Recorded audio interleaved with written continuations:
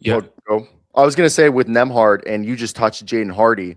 Jaden Hardy, how did he get into Jason Kidd's doghouse when he was kind of like not like an inspirational story, but they really had developed him from what he was coming out of the G League Ignite. No shade there. It was real strides that he literally had supplanted Tim Hardaway Jr. in the playoff rotations because at one point where he was their kind of microwave score, he started to show some playmaking. So with you saying that they had tried to move him, would that, I guess, again, using him as a trade sweetener with Dante Exum, there's teams like the Brooklyn Nets, the Washington Wizards that could that be another avenue that they do to circumvent the salary cap, cap by using him as a trade sweetener to create that roster spot to convert Ryan Nemhard? I do think that's a possibility. I think his trade value is kind of in a spot where it's more of it's viewed as a negative asset right now. So I think they'll have to include compensation to move Jaden Hardy or include him in part of a different like move where there's the value is coming from somewhere else, especially because he hasn't factored into the rotation really this season to build up his value. And for the most part, I think it's been, as you mentioned, I think I remember correctly, it was like the Western Conference Finals mid-series.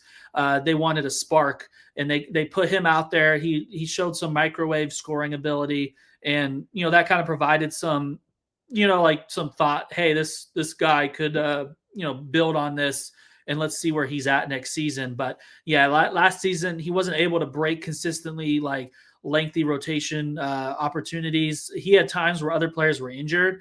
And he had some moments, of course, but it never really like developed into, okay, this guy is so good, we can't not play him. And I think that's just been his issue, where they've really wanted him to develop as a like a more of a point guard like skill set, where he's able to make the low man reads, he's able to like really hone in on the shot selection.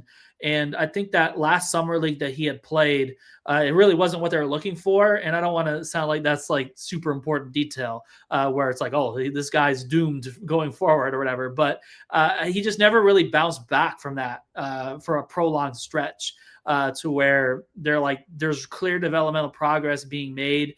And they just have always had enough scoring where they don't necessarily need like that scoring punch from Jaden, especially after replacing, like Derrick Jones Jr. with Najee Marshall, PJ Washington, someone that can step up whenever other guys are out as well too. So there's times where they have leaned on that for that reason. Like he used to be kind of the de facto guy where Luka and Kyrie are out on a second out of a back-to-back. We're going to not only take Jaden Hardy from out of the rotation, but we're starting him on the road against Oklahoma City, and he's going to shoot the ball a lot. Like that used to be a scenario where he would get some looks at, but never like a consistent, like prolonged stretch where he was cemented in that rotation, for good. So definitely think it would require, some compensation to be able to move the contract.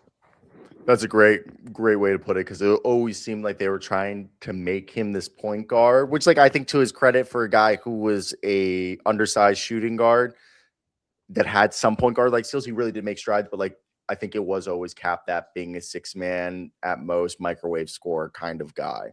Sam, you were going to say something before I had rudely cut you off. No, I actually doubted the Hardy situation. I just didn't